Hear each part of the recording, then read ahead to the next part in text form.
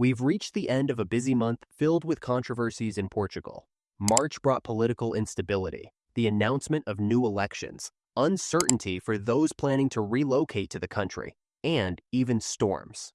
Stay tuned, as we have some important information for those who are already living in or planning to move to Portugal.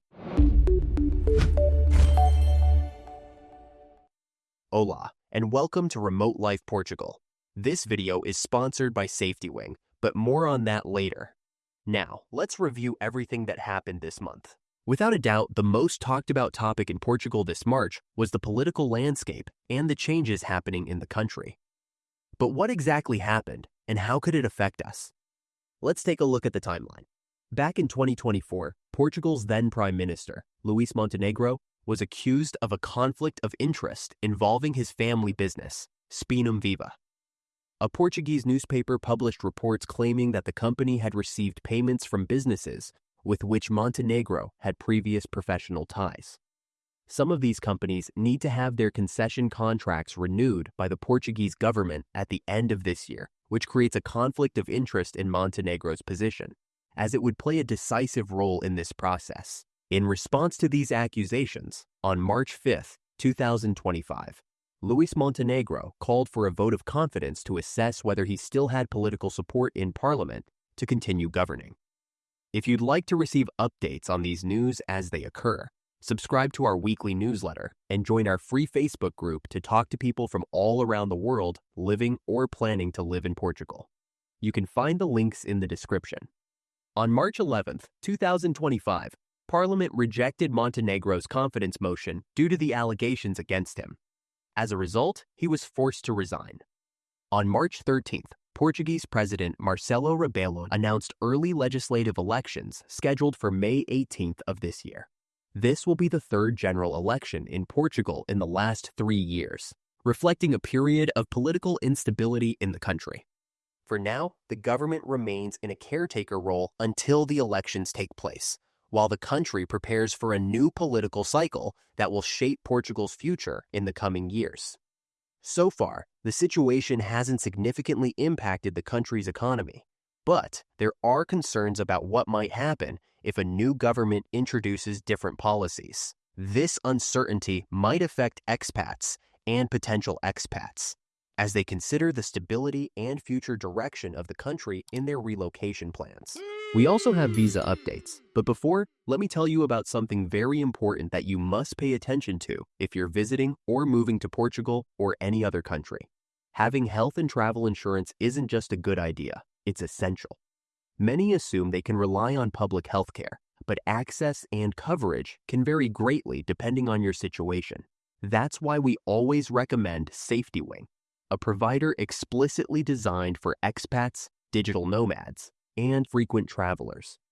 With flexible, affordable plans, Safety Wing covers both health and travel insurance needs, including unexpected medical expenses, hospital visits, and even things like trip interruptions and lost luggage. Whether you're settling in Portugal or exploring other countries, you're covered worldwide. The last thing you want is to face an unexpected bill in a foreign country. Don't take the risk. Get covered now for just a few dollars a day. Find a link in the description and secure your peace of mind today. Now, let's talk about immigration. Were there any updates last month?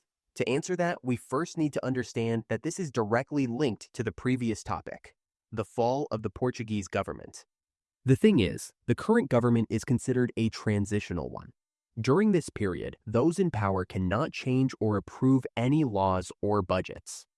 Because of this, legislative processes are essentially on hold, including those related to immigration policies. In other words, March was a slow month for changes in Portugal's immigration laws simply because the government isn't allowed to make any modifications.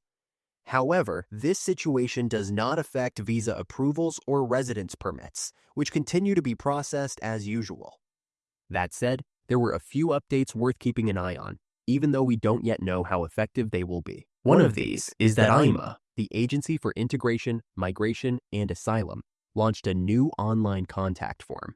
This form, available on their website, allows people with a residence permit to request in-person appointments at one of their service centers, making the process more efficient. It's a step towards improving the often lengthy and frustrating process of dealing with IMA, especially for those who have been living in Portugal for a few years. The service is available on their website and can only be used by those who already have a residence permit. For people like us, who have been living in Portugal for a few years, this is an exciting initiative since it can sometimes take over a week just to get through to IMA by phone to schedule an appointment. Another major update in March was the resumption of golden visa approvals for Russian citizens. However, the reality is that this new service does not cover many important processes, such as residence permit renewals, family reunification, and appointments for job seekers, students, and digital nomads.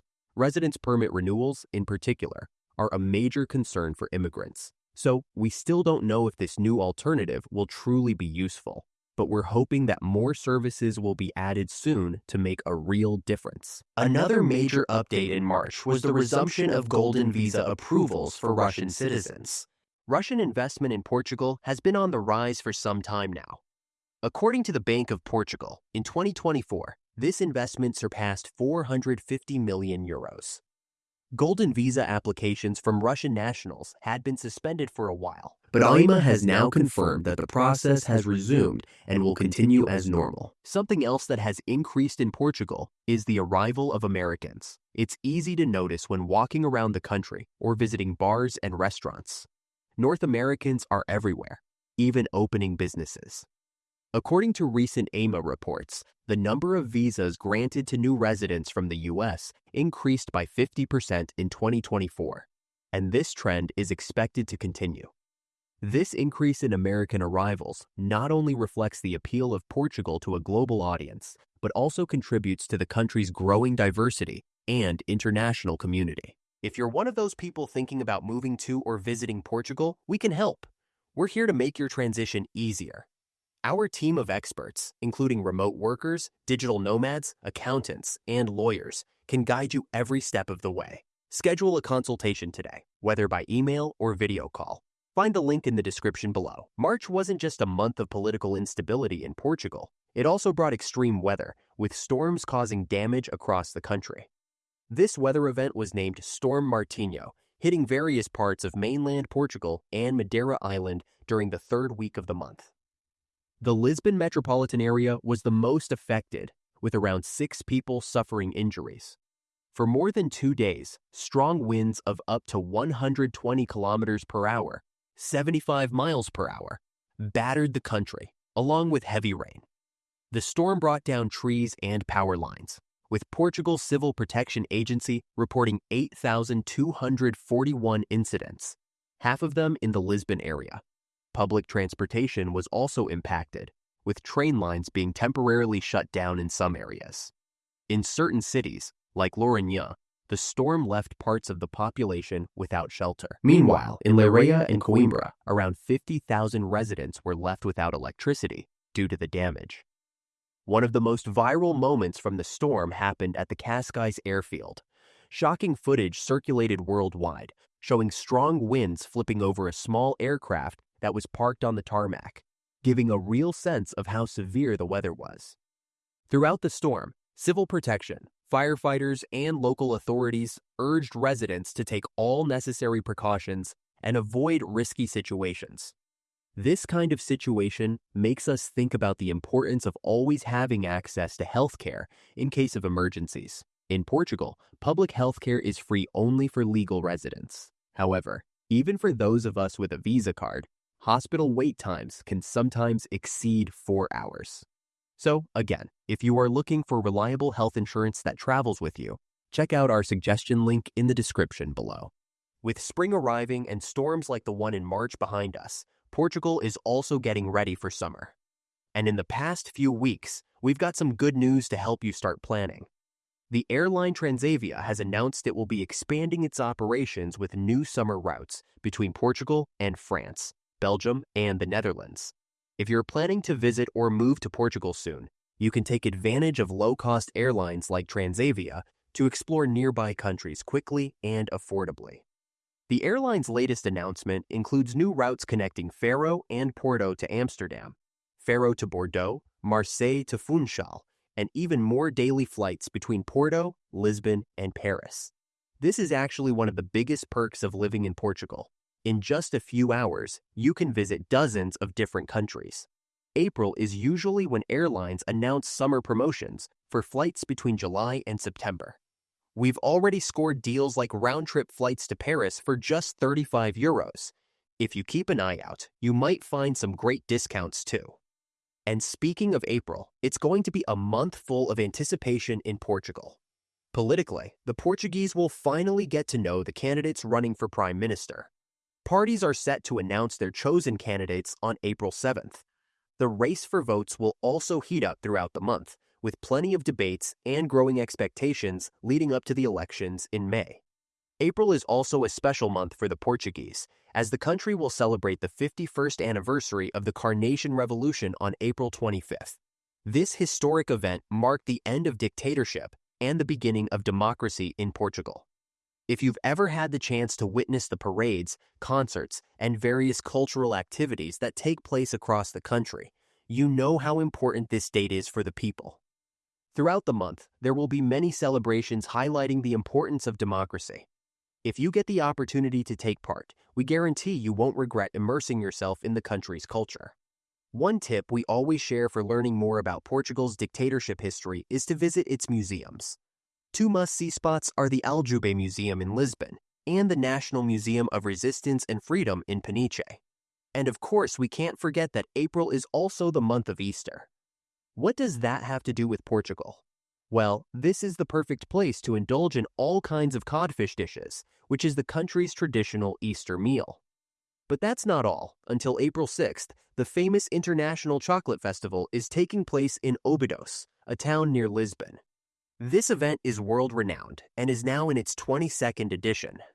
One of this year's highlights is Spanish chef Jordi Roca, whose restaurant boasts 3 Michelin stars. So if you love chocolate, fine dining, and fun, this is definitely the place to be. In terms of immigration laws, April isn't expected to bring any major changes due to the country's political situation. Since no new laws can be passed or modified, we'll have to wait until the new government takes office to see what might change for those looking to move to Portugal. If the next Prime Minister supports immigration, we might see some positive developments. However, if an opposing party wins, new uncertainties could arise. For now, everything is up in the air, but we'll keep following the latest updates and sharing all the details with you here. That's it for this month's update. Don't forget to subscribe for more updates and check the description for helpful resources. Ciao.